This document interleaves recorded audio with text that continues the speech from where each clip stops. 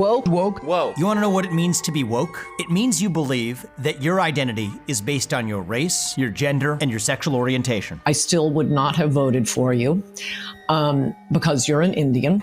So unless you've been living under a rock, you probably heard of the term woke and wokeness, because quite honestly, it's everywhere.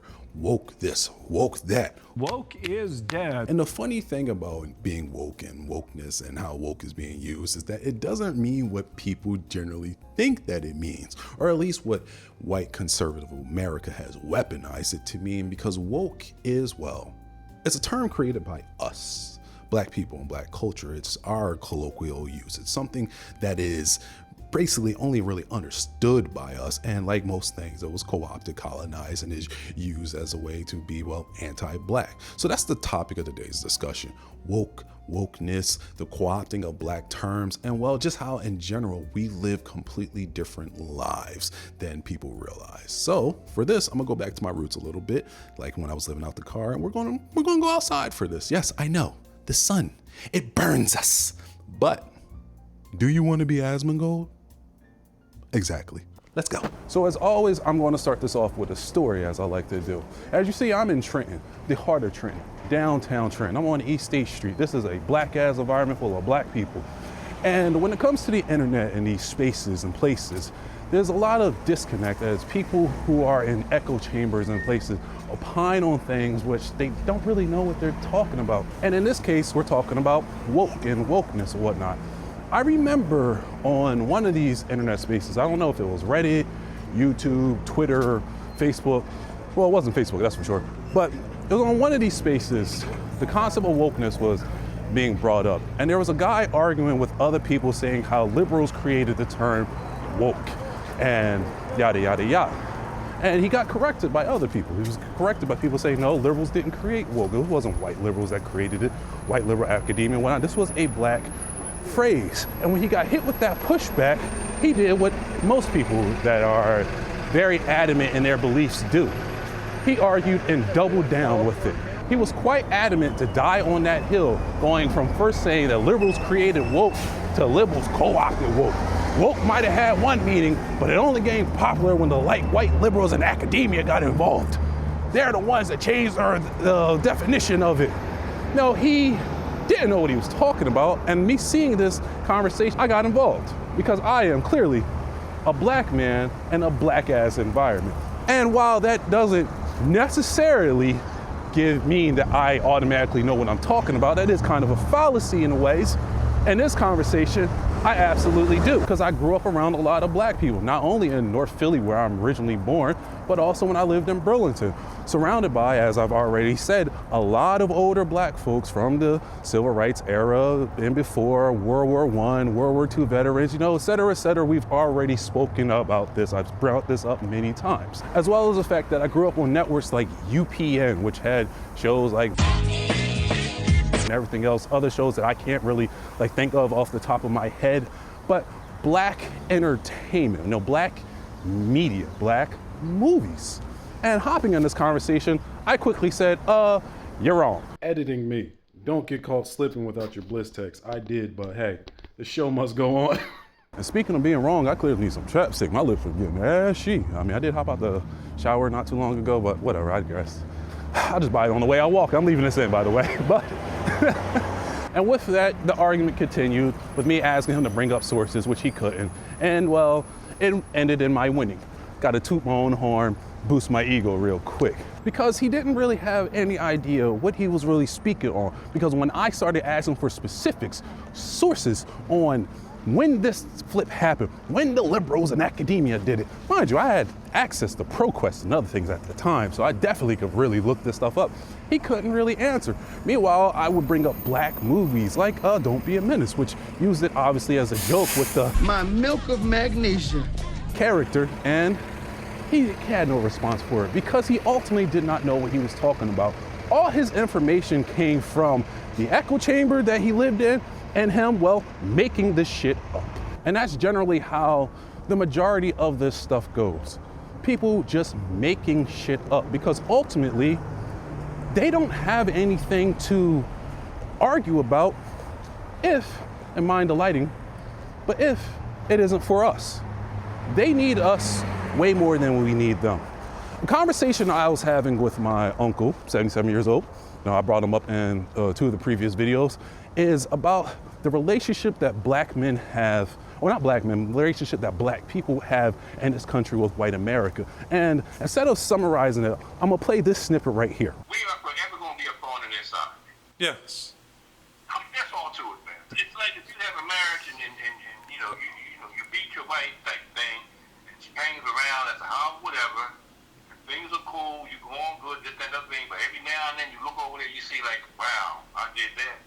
Remind you of your lesser side, or your side, remind you of your side Peter. I don't even know if there was a better side, and that's the whole thing.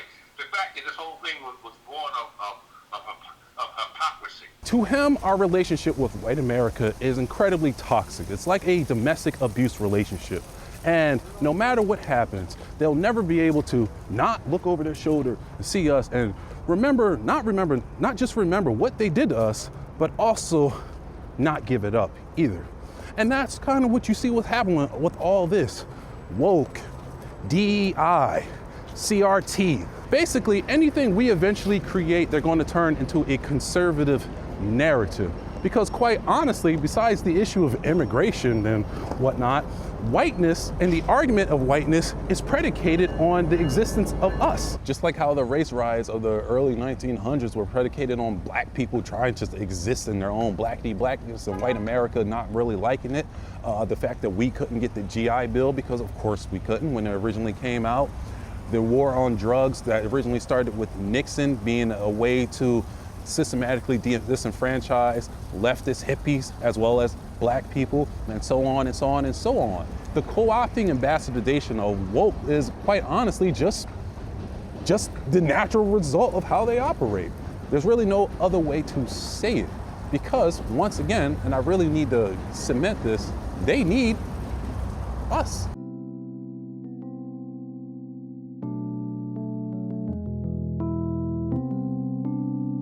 So a rookie mistake.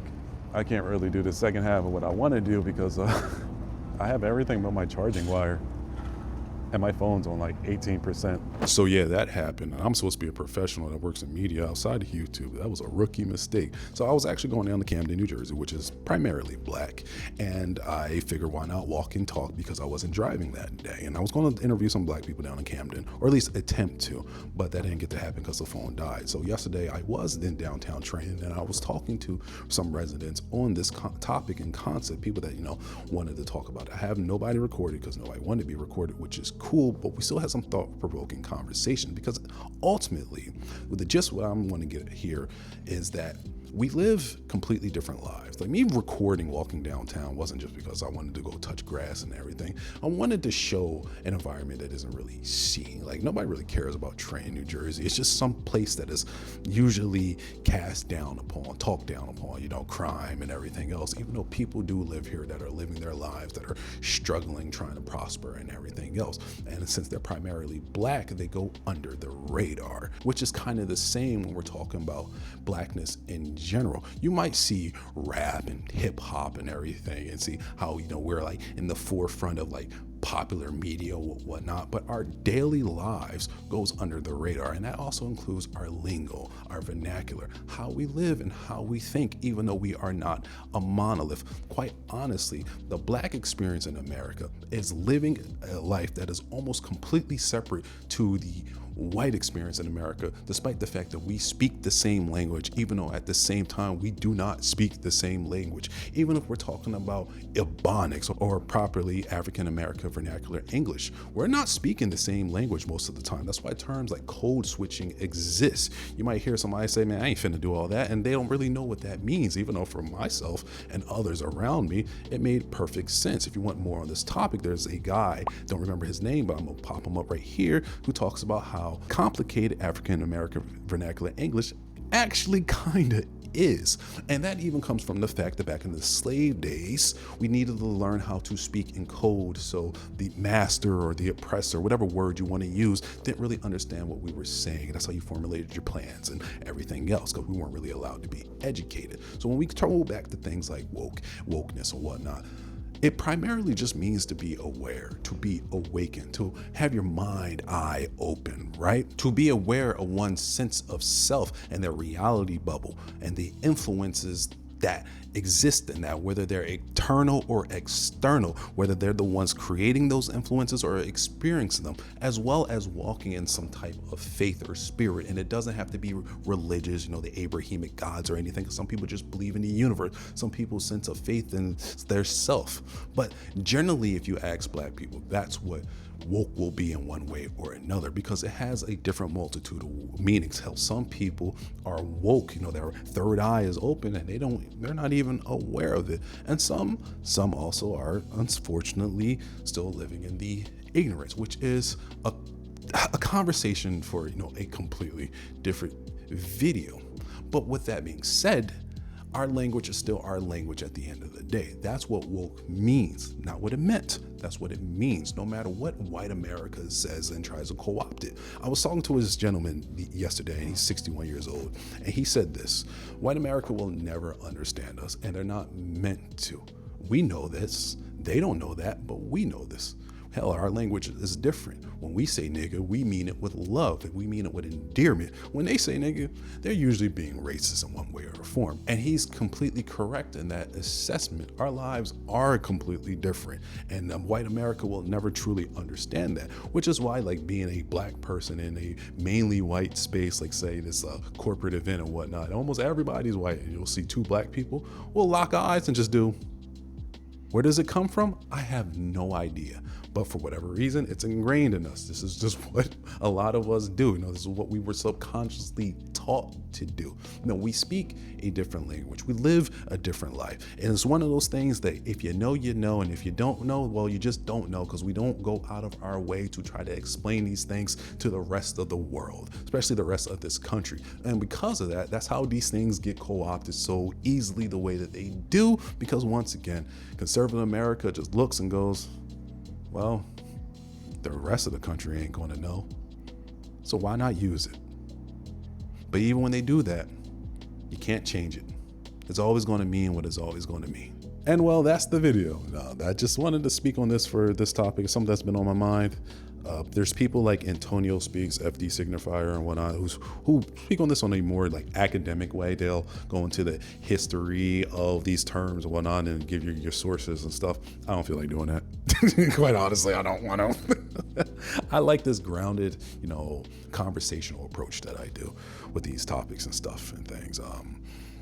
By the way, this is completely unrelated, but I've been trying to play this on emulator and I cannot get my controllers to work with this shit. I can't, and it is frustrating the hell out of me because the D-pad and the analog keep syncing together and I just want to play an old game.